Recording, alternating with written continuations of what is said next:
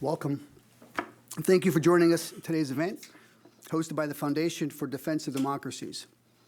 I'm Bill Evanina. China and Russia continue to deploy sophisticated information operations and systematic technology theft to undermine U.S. national security, reshape global norms, influence public opinion across the West. Both regimes have spent decades stealing American intellectual property, trade secrets, and advanced technology, all in an effort to support both military and civilian ecosystems. And now they're weaponizing artificial intelligence and the energy dependency which goes along with it to accelerate their espionage and influence operations. A bit more on China. China is the most sophisticated, complex, and persistent threat the United States has ever faced. It is an existential threat which transcends our national security, economic dominance and stability, our global leadership, and every pillar of our democracy and capitalism. The impact is undeniable and is felt from Wall Street to the cornfields of the Midwest, through our universities, and has permeated every fabric of American society. Back in 2011, the FBI, Department of Justice, indicted 5 members of the Chinese People's Liberation Army. They arrested him for economic espionage against U.S. companies, numerous companies. It was the first such criminal indictment of its kind, and the first such indictment which named U.S. companies as victims. The global ramifications were immediate. Over the past decade since that indictment, there have been hundreds of similar indictments with thousands of victim companies, universities, and research institutions. The estimates have ranged from $400 billion to $600 billion per year in economic loss, just from the theft of intellectual property and trade secrets, and just from the Communist Party of China. This equates to approximately $4,000 of economic loss to every American family of 4 after taxes. The cost of China's industrial espionage campaign is real and is felt across the entire American landscape. Secretary Rubio, when he was chair of the Senate Select Committee on Intelligence, said it was the largest and most sophisticated theft of intellectual property in the history of mankind, and it just happened in 1 decade. Additionally, over the past decade, we have seen both Russia and China becoming even more brazen, with cyber breaches, insiders, and utilization of non-traditional collectors. One needs to look no further than the recently identified Volt and Salt Typhoon malware deployment onto our critical infrastructure, which depicts a mosaic of nefarious strategic intent and vicious capability. I've said for more than a decade that the threat posed by China and Russia will require a whole-of-society approach to defend against. What do I mean by this? I mean defensive efforts, not just from our national security apparatus and law enforcement, but including the education of boardrooms, business schools, corporate leadership, and at every American university and college campus, as well as elected officials in the United States. In closing, Beijing and Moscow's espionage and influence campaigns expand and evolve, especially with technology proliferation. The U.S. and its allies must keep pace. We must understand their methods, and more importantly, their intent. What is the intent of these authoritarian regimes, which are resulting in real-world consequences and impact? The why matters, and we are all a vital part of the solution. So, okay, to discuss all this and more, we have joined an expert lineup today. Please join me in welcoming, to my right, David Shedd, former acting director of the Defense Intelligence Agency for over 30 years until his retirement from government in 2015. He's been a seminal part of defending our nation. He recently co-authored the newly published HarperCollins book, The Great Heist, China's Epic Campaign to Steal America's Secrets, which will be available for purchase immediately following this panel.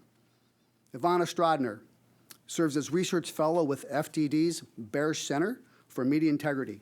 She studies Russia's security strategies and military doctrines to understand how Russia uses information operations for strategic communications. She also serves as a special correspondent for the Kyiv Post. Moderating today's conversation is Craig Singleton, Senior Director of FDD's China Program.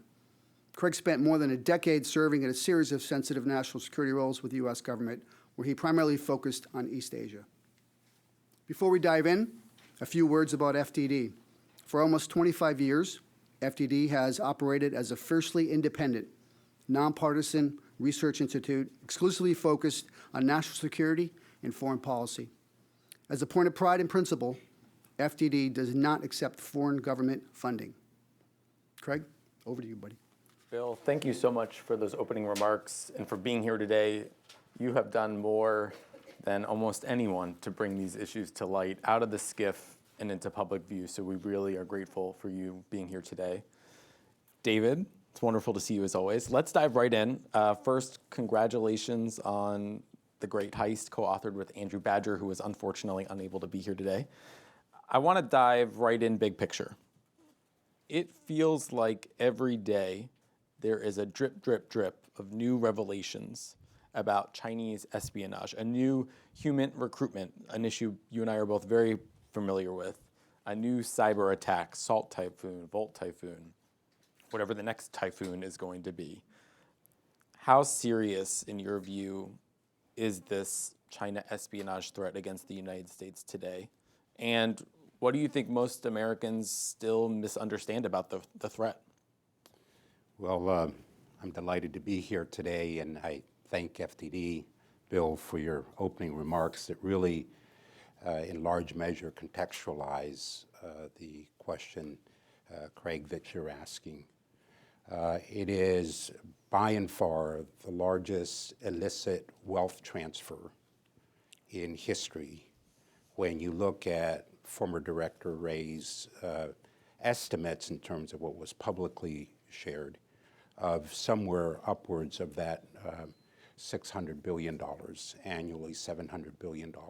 And that's probably understated because a number of companies either don't report it or it goes, that intellectual property is stolen in a stealthy manner and we don't even know that it's been taken.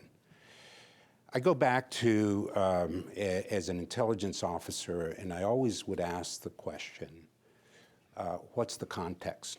Understanding the context of what China is presently doing and has been doing for a number of decades now takes me back to a mid-1984 speech with Deng Xiaoping, in which Deng Xiaoping really laid out for his successors in Jiang Zemin and others, and now post-2013 for Xi Jinping,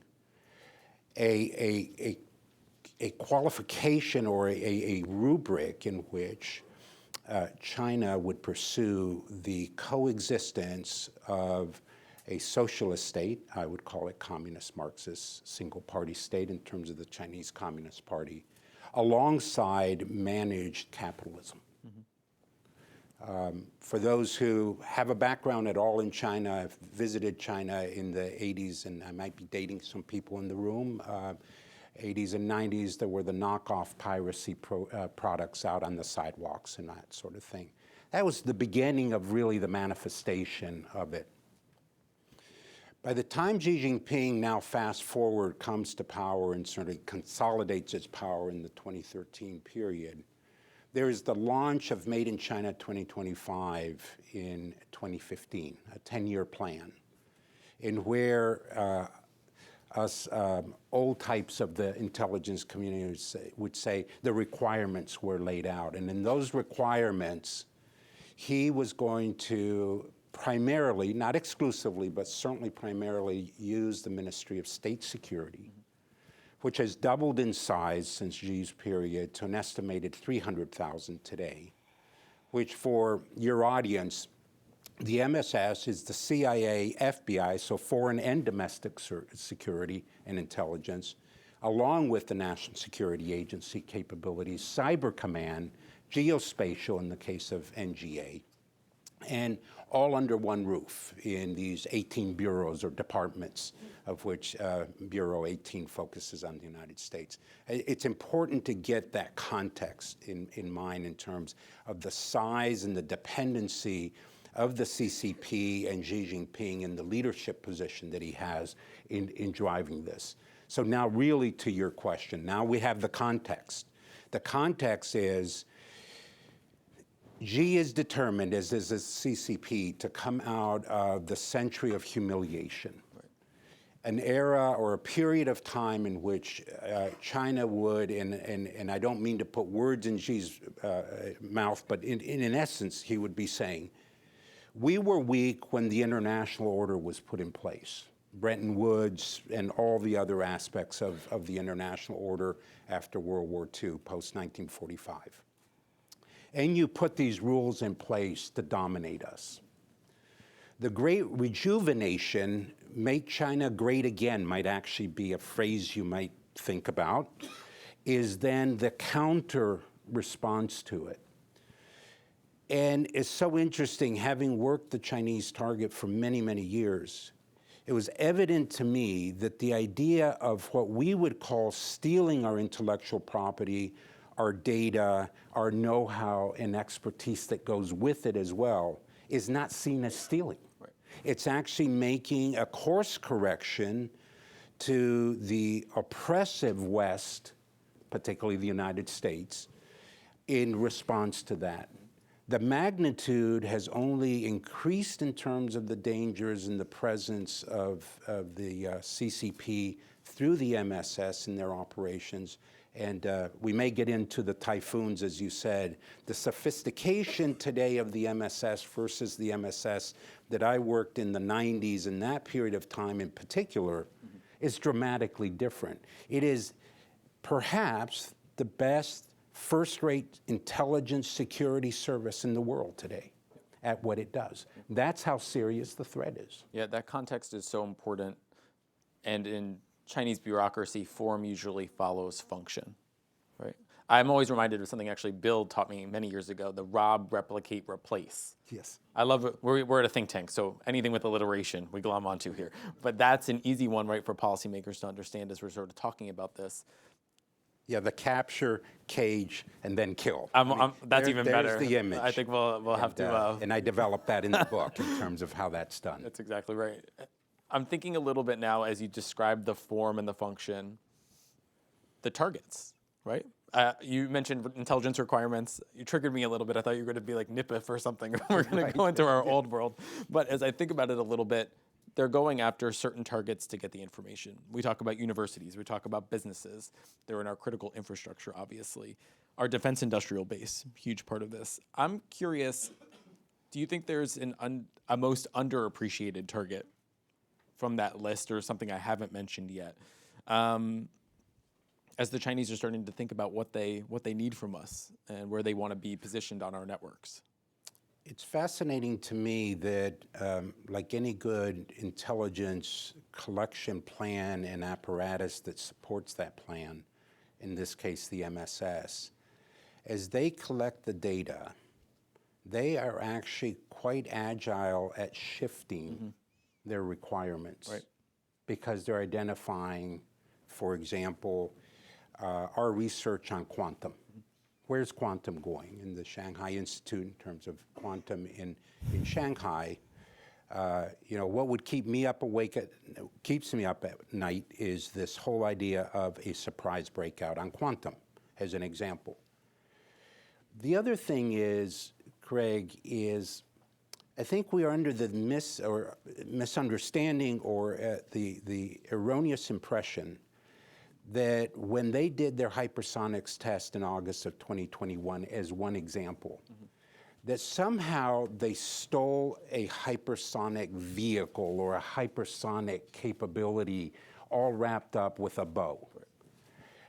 The underemphasis and where we don't fully look is that in fact somewhere on the upper ends of 170 to 180 Chinese scientists were doing co-research in the cradle of the Manhattan program at Los Alamos 70, 80 years ago on what? Wind tunneling and all sorts of other aspects that were the major contributor, or certainly a significant contributor, to the fact that their hypersonics has been advanced to where it has.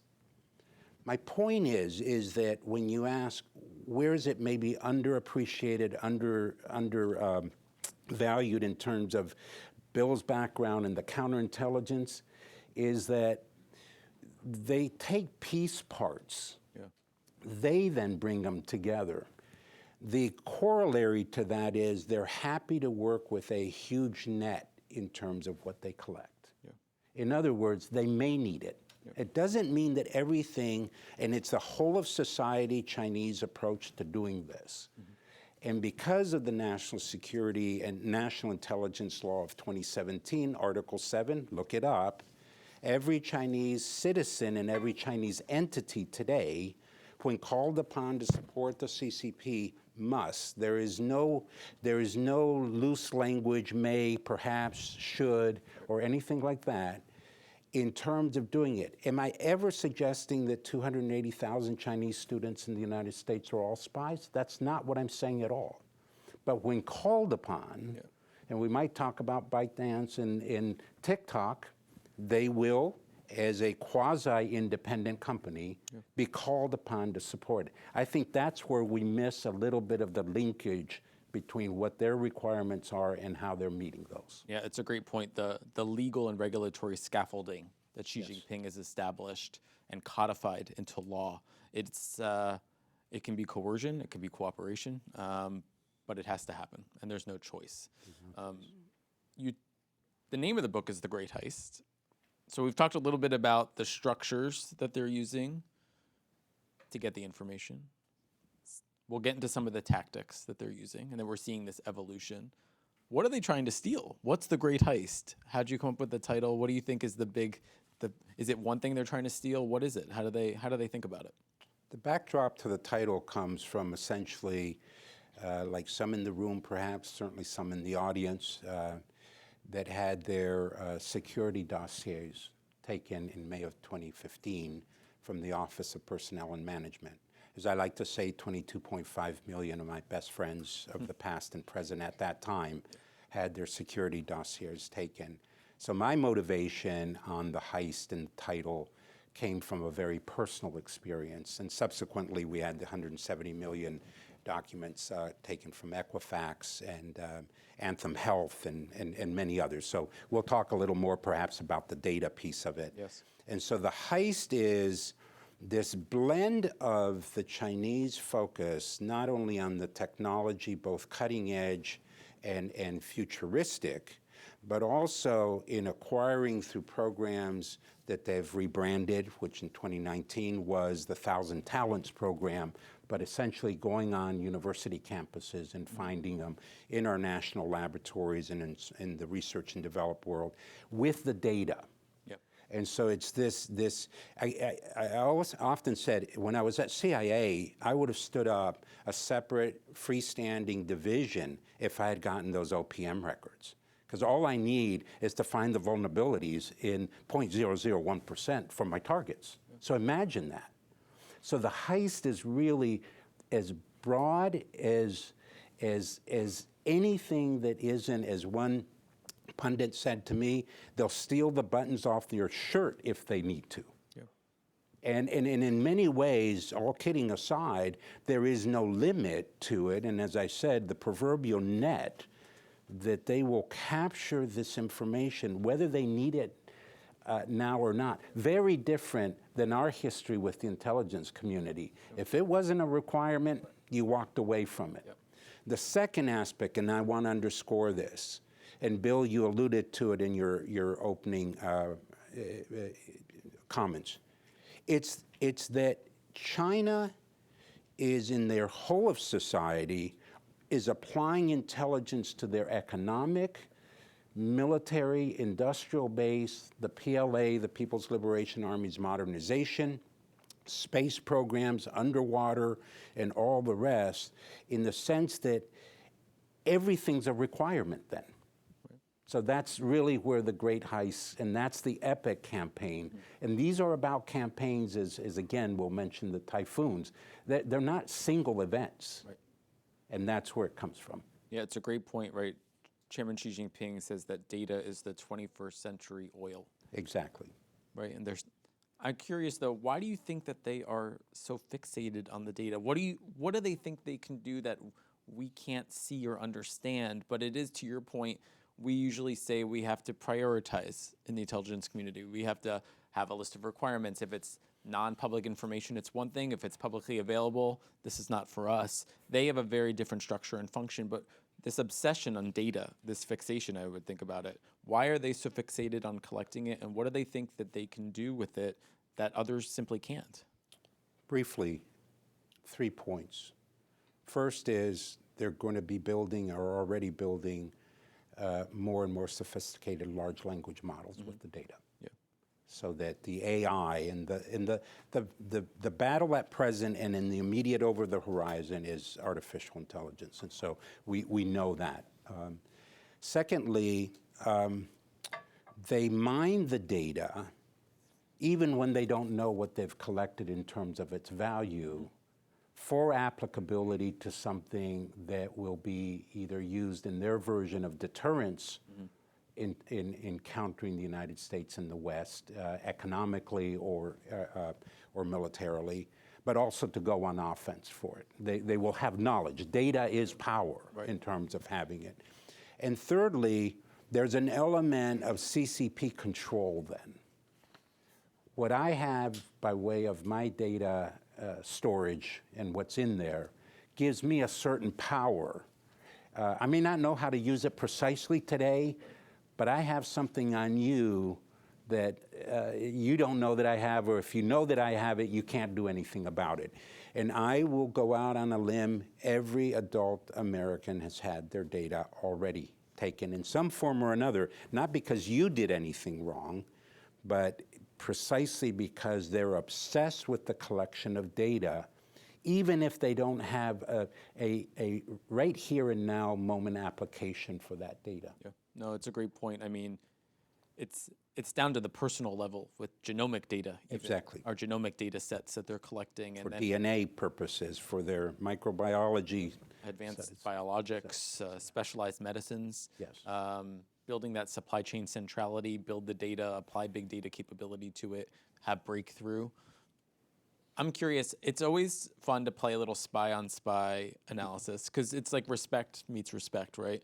Was there a case study or an example from the book that you looked at and you said, that is truly impressive? Like one that really blew you away, maybe one that you don't think maybe we would pull off naturally, but they have developed these skills and capabilities. I'm just curious, you have so many great examples in the book. I encourage folks to read it. It's a little scary when you read it, but is there an example where you said, wow, that's so impressive? Digging little holes in the Iowa fields to take out Monsanto seeds, I sort of scratched my head, what in the world? But as a student of China, when you think back in the Mao Cultural Revolution and the Great Famine, all of a sudden it makes sense. Remember, the century of humiliation is countered by what you go and do. And so you have these, I don't know how many of you know Iowa, but to go out there digging seeds out of it would not be my first choice of something I'd be interested in doing. Yeah. And I just said, wow, one, will stop at nothing, and two, it's clear there was some form, in some manner, a requirement put out there to go after these advanced seeds, which, by the way, is millions and millions of dollars associated with the research and development associated. So there's that kind of operation. Another one is Tesla in 2019. Elon Musk inks the deal in the summer of 2018. And while there's groundbreaking, Mr. Kao, back in the United States as an employee, is thumb driving the download of about $1 billion in source code to autopilot. It's in every BYD today. So you have sort of these sort of extremes, and when the panoply of the attacks or capabilities of collection just leave you stunned in telling these stories, because all of a sudden you have intel on intel, as you say, the arc of the story. And that's really that's what stands out to me. Yeah, it's a great point. The food security is national security for the Chinese Communist Party. And if you understand the historical roots of the party and its development, you understand why it's so prioritized. Ivana, I want to bring you into the conversation because I don't think we can talk about Chinese theft without talking about its no limits partner in Moscow, which is a topic of your research here at FDD. When we look at Russia's acquisition of this technology illicitly, sometimes above board as well, I'm just curious, where does Moscow prioritize its efforts here, and where do you think the U.S. is most exposed when it comes to the Russian target? So first of all, thank you, FDD, for organizing this event. Thank you, Bill, for your opening remarks. And as David emphasized, really context matters. And humiliation, just for China, that's exactly how Russia also thinks about the 20th century. As a matter of fact, Putin openly stated that the greatest catastrophe of the 20th century was the collapse of the Soviet Union.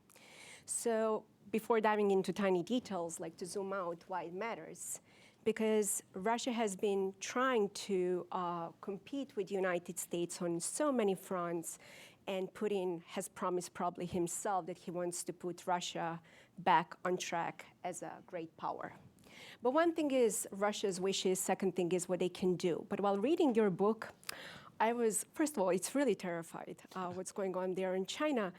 But it's so interesting how Russia fits into this picture as China's junior partner, because their methods and their targets are sometimes very similar. Mm-hmm. So my favorite example when it comes to universities, which is Russia's favorite game, Putin as a KGB guy operating below the threshold of war, was also their cooperation with universities. And a lot of people in the West thought that Russia would be able to go back on the trajectory of the West, and why not to trust them? So almost 15 years ago, actually, a Russian oligarch was in a partnership with MIT, trying to build a Russian Silicon Valley. And back then, why not? That's a great opportunity for the West to actually build partnership with Russia when it comes to new technologies. Luckily, the FBI immediately started warning about how different private companies can leverage that. So that's really nothing new. Second thing, I love to read the Cold War history, and all you really need to do is to go on the CIA website and actually to read all documents how the Soviet Union was stealing American technology. And why it matters today? Well, it matters because very little things have changed other than Russian methods when it comes to digital things, which brings me to the next point on how Russia has been leveraging cyber. There were numerous attacks on the US critical infrastructure, how Russia has been trying to steal data, access to our financial systems. So this is also nothing new. But the third pillar, which is really interesting related to Russia's war in Ukraine, how come that still Russian weapons are operating thanks to Western chips, semiconductors? That's something that I really want to know. And the easiest answer is because Russia has been leveraging third parties and different legal loopholes to accomplish that. And there was a famous 2022 case when the DOJ actually exposed a Russian acquisition of certain military technology. And as everyone is nowadays focusing on what's happening with Greenland, that's another fourth pillar that is really interesting to observe how actually Western technology also ended up in a Russian advanced naval system. But again, the big question is why? Because Russia has been trying to compete with the United States. Second thing is Russia needs Western technology for Russia's war in Ukraine. And the third thing is the Russian government doesn't even hide that. They openly talk that they're very much reliant on Western technology. So it's really past time to also look at Russia's threat when it comes to this, because this can truly undermine our national security, but also national security of our partners who rely on our innovation. Yeah, I think that context is so key. The Cold War context in particular, just like we talk about the context for how China sees the world and sees the United States, I always say, if it ain't broke, don't fix it. So obviously, a lot of these Cold War era tactics, clandestine operations using cutouts, they continue to employ them because they work. They work, exactly. If it didn't work, they would try something new, right? And I think that's just something we have to recognize, that the Cold War ended for us, but not for them. Correct. You can't throw a stone in this town out hitting someone talking about AI. We've got to talk about AI. We do a lot of research here at FDD on AI and what it means for the emerging threat landscape and cutting off China from advanced chips and what does it all mean. We don't hear Russia in that conversation as much. We're talking about DeepSeek. We're not talking about the Russian competitor. I'm curious, how is Russia thinking and leveraging AI for strategic competition? Is it just propaganda, disinformation? Is it cyber operations and intelligence? What's the Russia side of that conversation? So we don't hear much about Russia, probably because Russia is a second-rate AI power. But more importantly, almost a decade ago, Putin actually stated that who leads AI will rule the world. And the real question is, how come that we are in 2026 and Russia is far behind the United States and China? There are numerous explanations for that, but in large part, there is also the issue of Russian full-scale invasion and sanctions and the limitations of partnerships, right, with the West, because that has been one of the key components how you can grow in AI. But there are two things that I want to emphasize. Something that is very interesting when we were talking about Russia and AI. Just a few months ago, Putin gave another speech and directions on Russian trajectory when it comes to AI. And he emphasized two important things. Number one, that Russia absolutely needs to divorce itself from Western AI. And the second thing is where Putin emphasized the role of ideology. And I understand that for a lot of people in the West who love to talk about nitty-gritty details when it comes to AI and tech, I think this is very important because just think about Russia has been developing something that is called AI sovereignty, which means, and China also believes in that they want to build a system where actually Russia can control, their own information space when it comes to AI. And they have been building numerous blocks to do that. It's a similar thing when it comes to why they banned Western social media, because Putin firmly believes that the collapse of the Soviet Union was because of, in large part, American influence operations. And frankly, he is not wrong on that. And that's precisely the lesson that he learned why he wants to now completely control the AI system. But here is another caveat over there. The way that they're also building their internal models for AI, divorcing themselves, from Western models, is very much based on Russian history, Russian far-right narratives, Russian narratives related to a war in Ukraine, et cetera, et cetera. So they have been leveraging that thing extensively. While at the same time, Russia has been leveraging AI in the West. So for example, this is again nothing new because we already saw Zelensky's deep fake video where he allegedly was trying to convince Ukrainians to give up on the war in Ukraine. And I can name numerous other examples. But we love to focus way too much on AI that is going to completely change the trajectory of influence operations. I don't think that that's completely true because it's just another new technology. Just like during the Cold War, there was everything in the paper and social media, and this is the third pillar.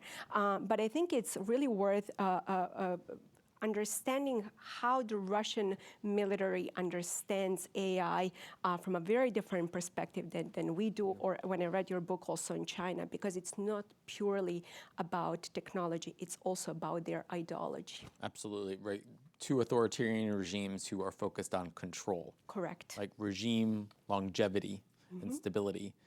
The challenge for them as they grapple with AI is it's unpredictable. How much can you control the output from the AI model?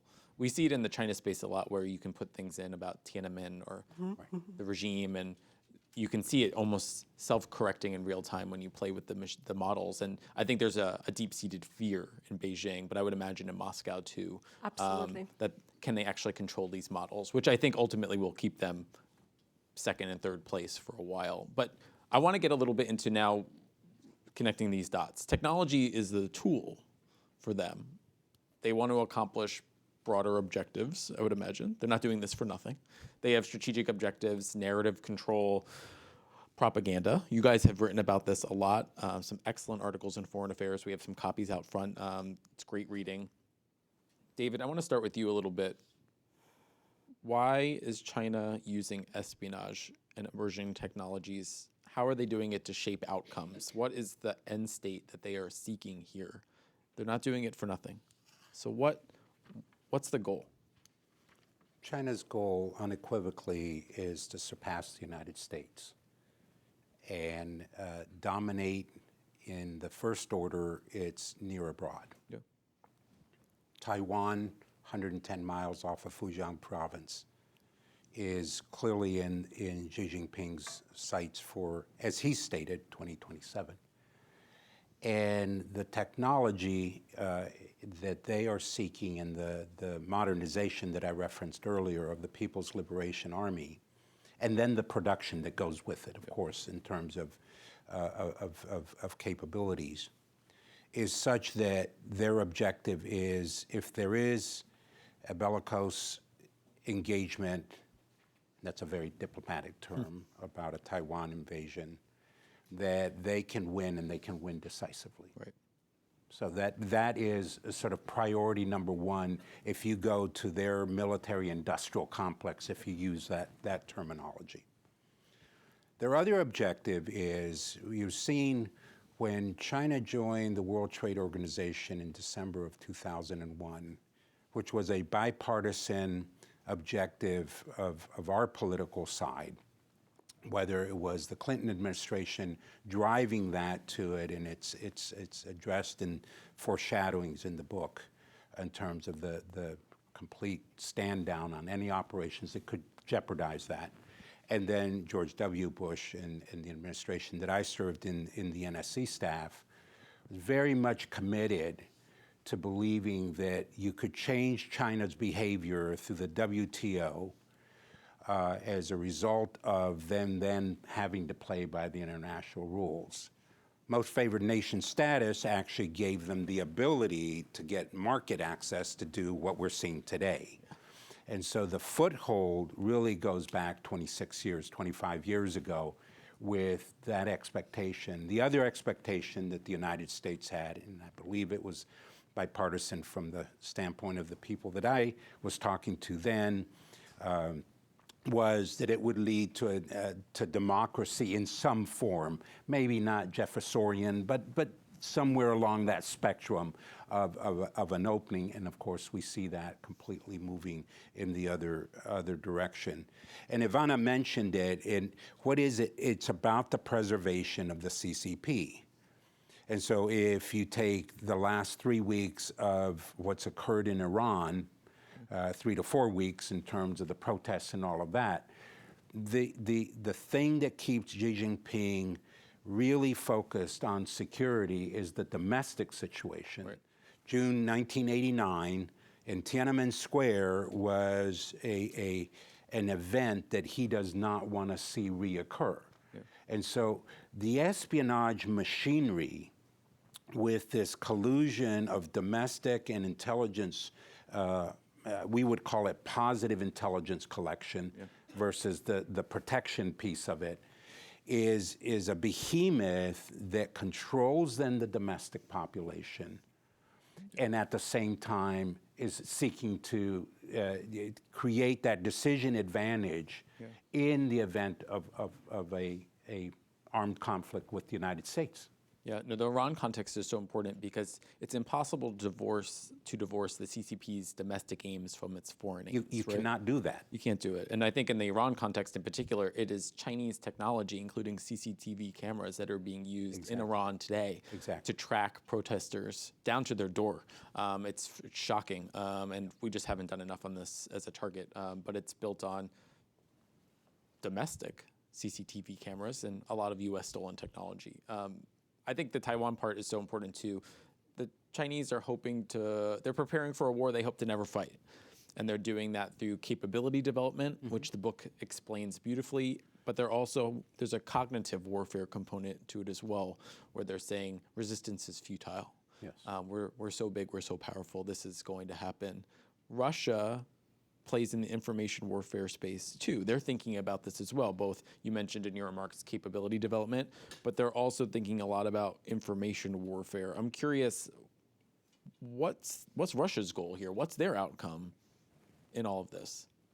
So when we're talking about Russian information warfare, I always like to cite how Russian military thinks. They believe that who has information superiority is going to win this war.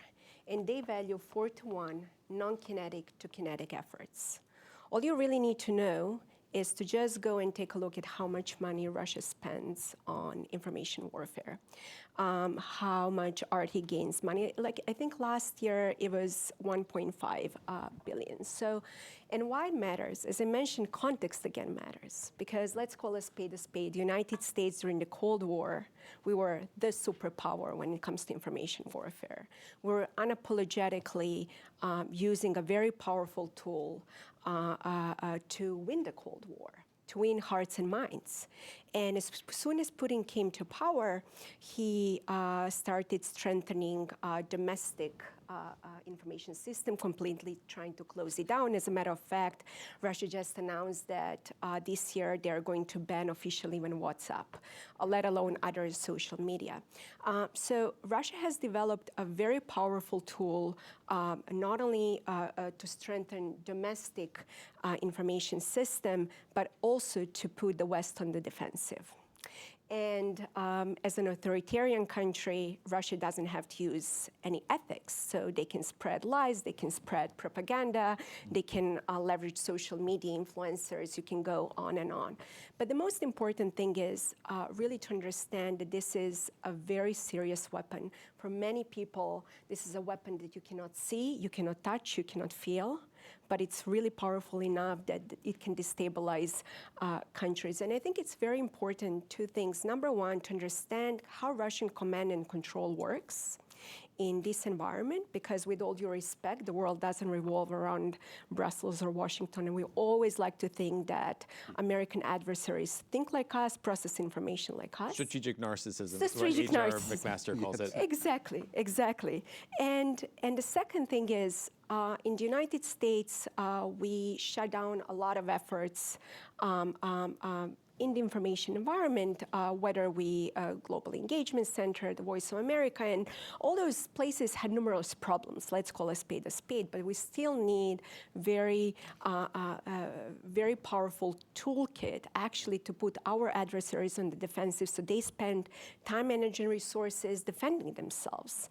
And with all due respect, like, I understand that for a lot of it requires risk tolerance, and risk aversion is rewarded in Washington, D.C. So that's another, pillar that we need to figure out if we want to win this war, how to do it.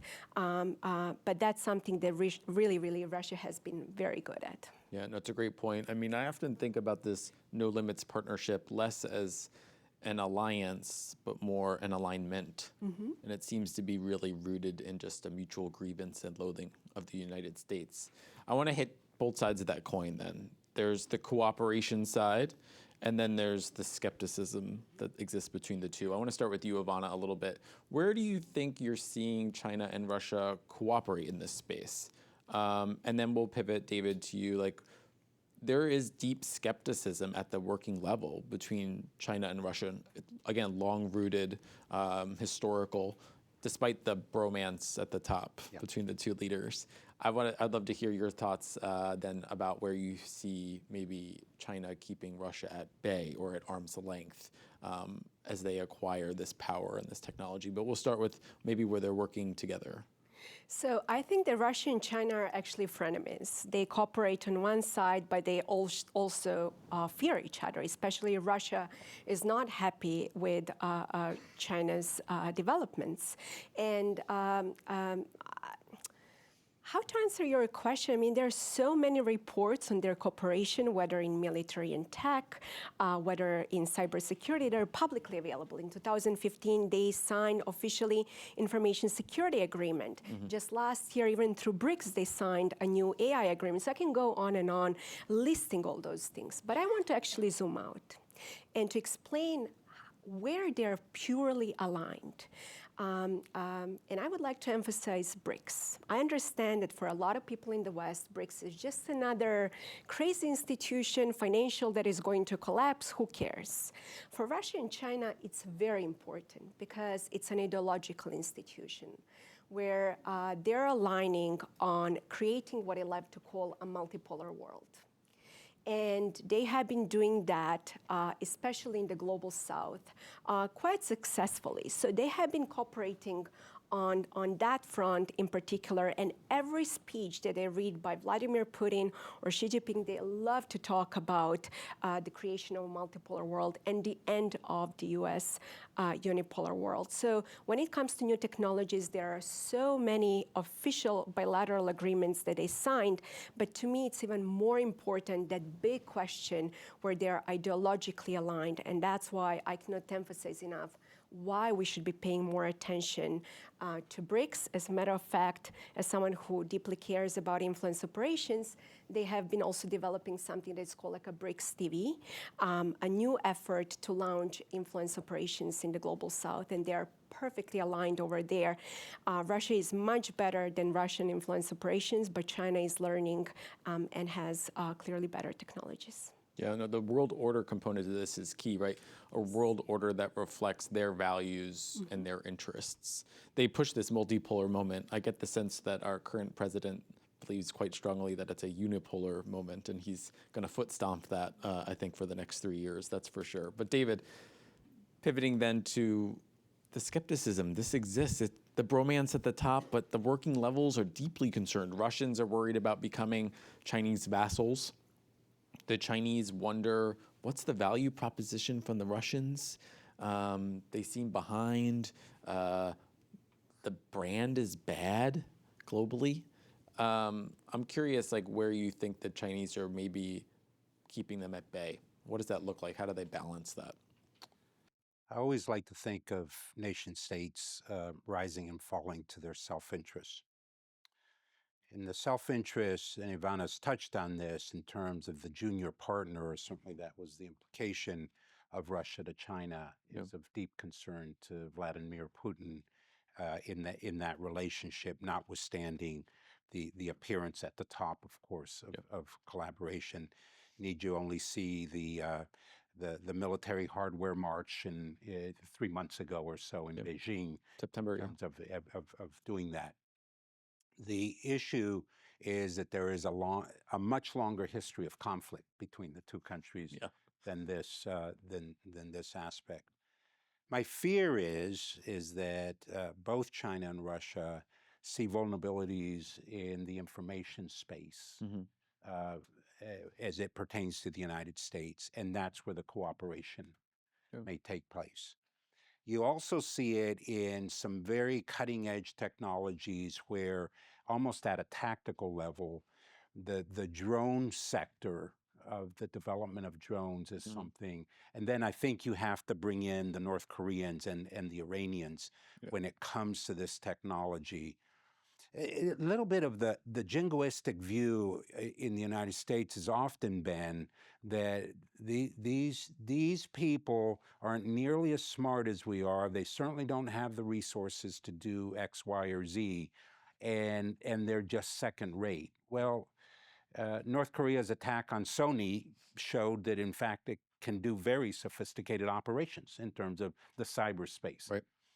So I don't want to go down the path of North Korea and Iran, but I think there's a commonality of an arch enemy, which is the United States, where that cooperation would exist. Going back to my 3 decades plus of the intelligence business, I'm not here to say, though, that the intelligence cooperation at the working level, as you describe it, bureau to bureau or department to department, is one that there's profound trust. There isn't. And so intelligence, we used to call them the tear lines. What you would share with the other side in terms of doing that is the Chinese aren't going to let them in on that, and the Russians likely are going to put up obstacles to that kind of sharing. However, the directional, and I like the way Ivana describes it in the context of BRICS and sort of the international order piece, I think there's a lot of synergy between the two that can sort of override the distrust that's down below in that. As the book tells the story, it was in fact advanced aircraft out of the SU family of Russian MiGs that were stolen by the Chinese. Yes. It was one of the earlier versions before they got to the F-35 and the FC-31, which is the cover of the book, by the way. It's a digital twin. I mean, so that's what they created with that. Much earlier, they stole it from, and it was the Russian military that never wanted to go into that arrangement, believing, and proven in time to be true, that the Chinese would steal it. With friends like China. The other great example recently is submarine quieting technology. Exactly. And what's interesting about that one is that the Russians provided reportedly submarine quieting technology to the Chinese in the last few years. And the Chinese were they wanted this for a long time, but they were able to ask for it because of Chinese support for the war in Ukraine. And so there's almost how much can the Russians hold the line in terms of providing this information at the same time that we all accept the Chinese are penetrating the Russians. But is there now an imbalance in the relationship where perhaps the Chinese came to the table and said, we keep supporting you, it's time for you to hand over what we really need, which is the submarine quieting technology against the Americans, and you wonder whether that imbalance just fosters more grievance and distrust between the two sides. It's going to be fascinating to watch this play out. You had something else you wanted to add, Yes, I actually wanted to just add one more example, which actually tells you all you need to know how their cooperation works and how cynical it is.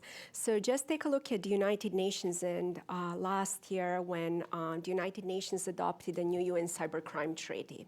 Sounds great in theory, right? Like, who doesn't want to have a treaty that can stop cyber criminals, except for the fact that this treaty was written by Russia and supported by China. And that treaty was in large part later on supported by many countries in the West. So that's very concerning because we in the West, we have legal obligations to follow certain rules. Do you really believe that Russia and China are going to follow those legal obligations? Absolutely not. And make no mistake, very soon you will see a new effort coming directly from Russia to regulate information security and hybrid warfare. So I hope we will not repeat the same mistake. Yeah, before we pivot to Q&A, and so if you have questions in the audience, someone will come around with a mic for you. David, we always say at FDD that we come with the headache and the aspirin. We're very focused on solutions. Going to policymakers and just saying, here are all your problems is frustrating for them usually. And you've been in the chair and you're like, what should we do about it? It's the prescription. You lay out 7 excellent pillars in the book. I'm sort of curious, if you had 5 minutes with a policymaker, are there 2 or 3 that you'd really highlight? Like, what do we need to do now to cut off and sort of challenge and stymie what China's trying to do? I think you have to parse it in terms of what areas you want to tackle it, but in the macro sense and that strategic sense, it's really a policy of partial decoupling around what crown jewels you want to protect at all costs. And those may be in the 6 to 10 to 12 areas of where you do that.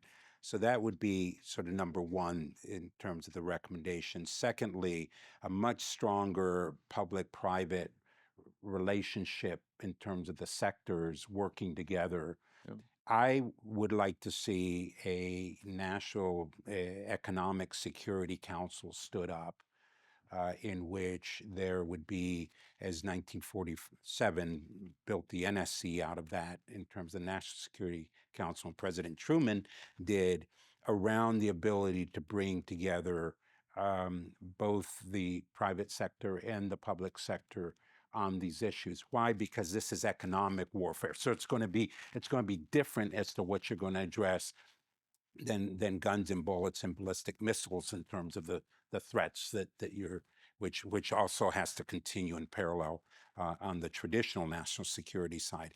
And finally, I think a Department of Justice and supported by Bill's former organization in terms of the Bureau, really given additional tools associated with countering the heist from an area of emphasis. There was a task force set up in Trump 1 in terms of the administration and DOJ focused on that. It was dismantled in 2020. It's not returned though either. Yeah. And so I think that the greater emphasis that addresses the lawfare piece of this on the part of the adversary in the case of China. By the way, I don't call them competitors. They're an adversary in the context of everything we're talking about, is then being able to give law enforcement and the counterintelligence people the kind of tools to really go after it. Yeah, I love the phrase crown jewels because I think the Chinese use similar language. They say they want to control the drivers of the 21st century industrial revolution, and whoever controls them will control the future. So AI and quantum, biotech, chips, drones, increasingly robotics. Exactly. These seem to be the areas that we need to start to cordon off. Exactly. We talk a lot about chips in this town, but we need to start thinking about tomorrow. And I think the tomorrow threat, particularly biotech, is where we need to start putting a lot more attention. We're going to shift to Q&A now. I'm going to ask folks to please raise your hand, state your name, please, your affiliation. We'll try to get to as many questions as we can. And we'll start with there. I think Michael Gordon, Wall Street Journal. Thank you. Just a quick question on the China and Russia side. How do you assess Trump administration efforts in countering Chinese and Russian cognitive warfare information operations? Where have they been effective, and where may they be dropping the ball? Yeah. You want to start with Russia? With Russia, yes, I can. So the Trump administration decided to shut down several important platforms that we had to defend ourselves from Russian influence operations, including Global Engagement Center, the Voice of America, et cetera, et cetera. As I mentioned, there were numerous problems over there. What the United States is doing on the offensive side, I really don't know, but I can tell you if we were doing a better job, we would not have this panel. So that's something that I really worry about because regardless of the administration for more than a decade, we've struggled a lot when it comes to countering cognitive warfare. And we always like to talk about, are we winning or are we losing? So let's call a spade a spade. We are in an information war with Russia. That's exactly how the Russian military perceives this. What we really need to do is to perceive this as a protracted war, where you can have information superiority on a day one, but to lose information superiority on a day two. So we have to be very patient, and we also need to really develop offensive capabilities, but not only develop, but to deploy them. Because make no mistake, Russia already believes that we are doing that. So if they believe, maybe we should. I would characterize a significant difference from the Trump first administration to where it is today, with much more of a present day sense that everything is negotiable.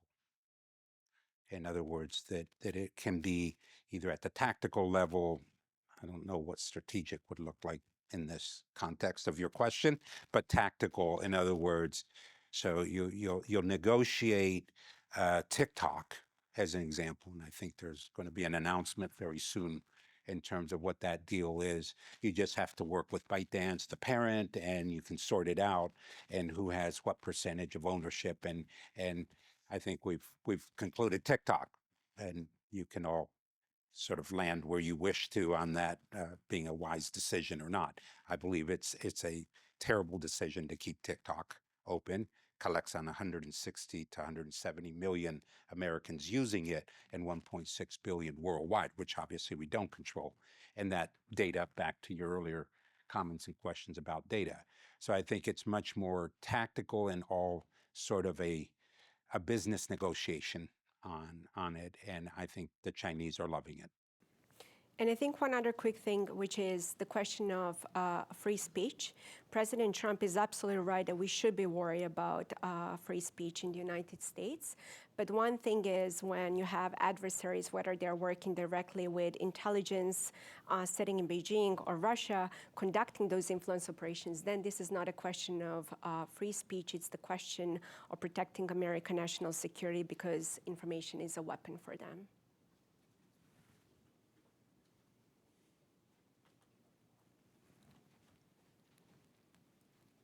Did our conversation answer everything? So there are no questions.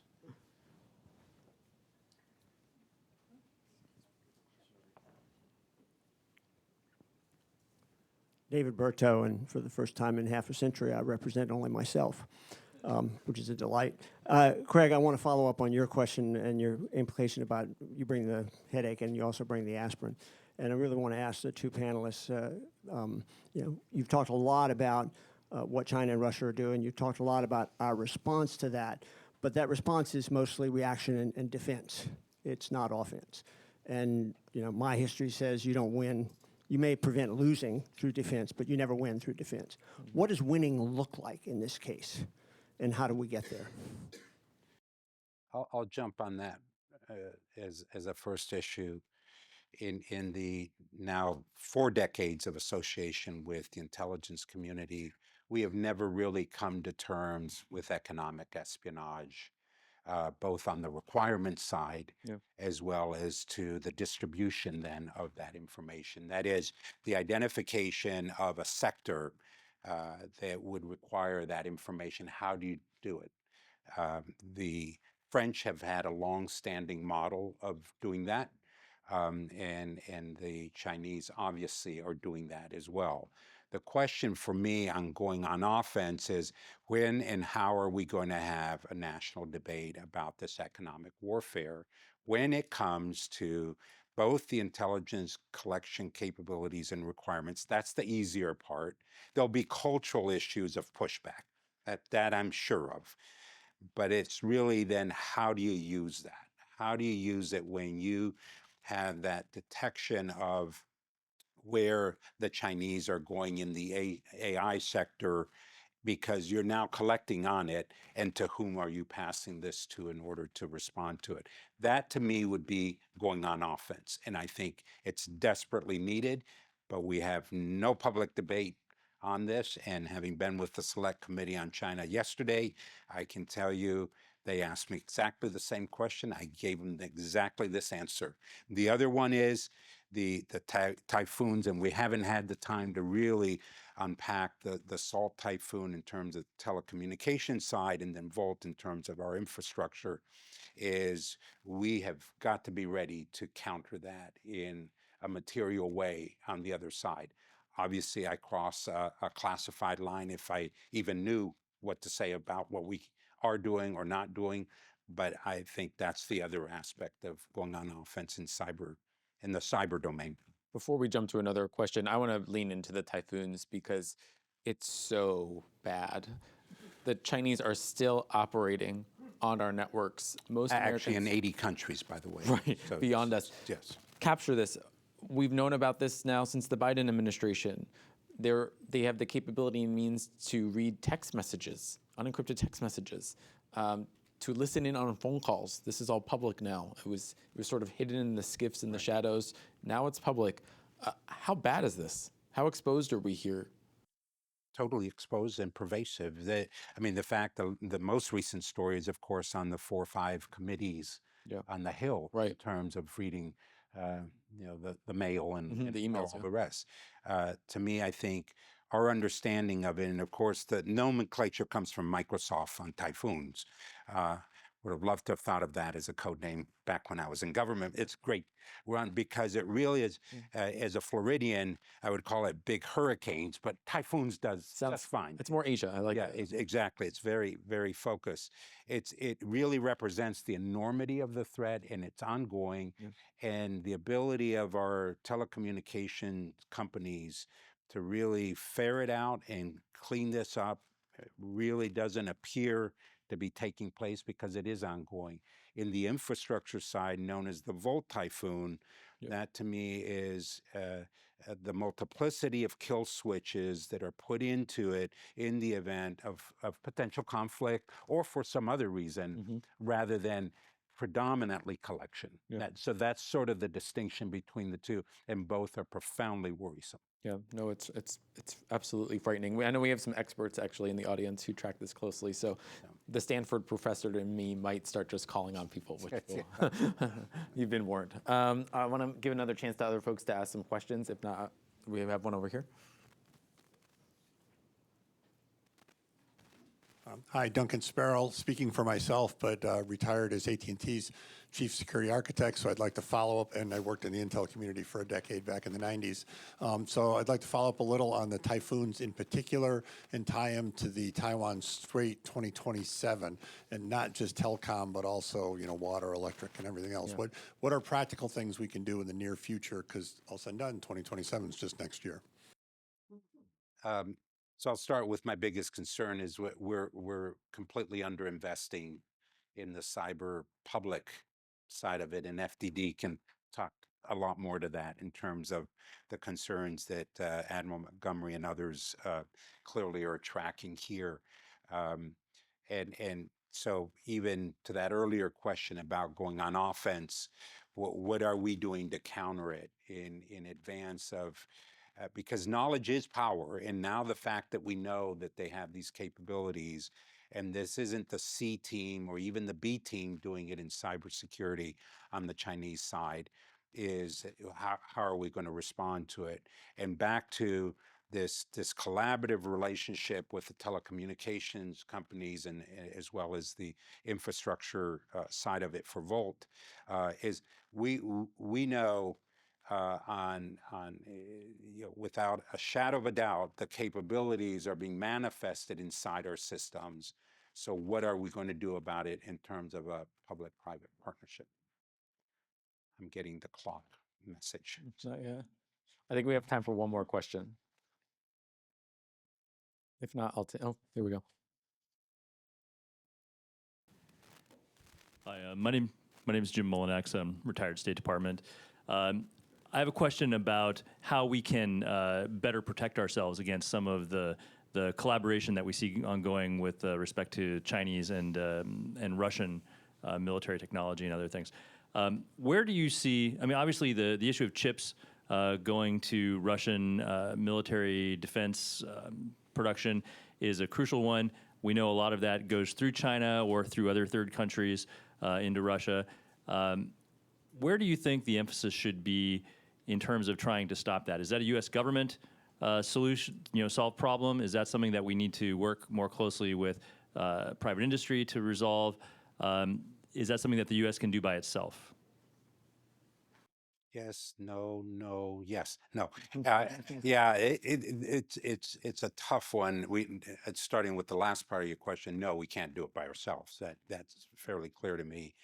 And if you were to talk to Jensen Huang in terms of NVIDIA, the H200s and beyond, in terms of these qualified chips that are, they go up the ladder in terms of security, that the idea, and I sort of draw from the Elon Musk story, and this isn't about going after Elon Musk or anything like that, in Tesla, was sort of this idea that the Chinese aren't going to reverse engineer it, or as you suggest in your question, pass it to the Russians and the technology sharing.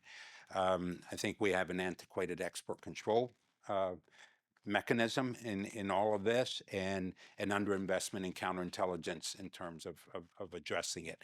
And I think it's a crisis point that we need to address, because at the heart of it, the AI and as it goes into quantum, as well as the large language models, the dependency on this, and then Huawei's 10G or 767 to 10G as well in ZTE are all going to rely on these as well. And so there's I think the requirement for a consortium of private public sector. What are we going to do about it? In answer to your question. Nothing else. I'm not touching that one.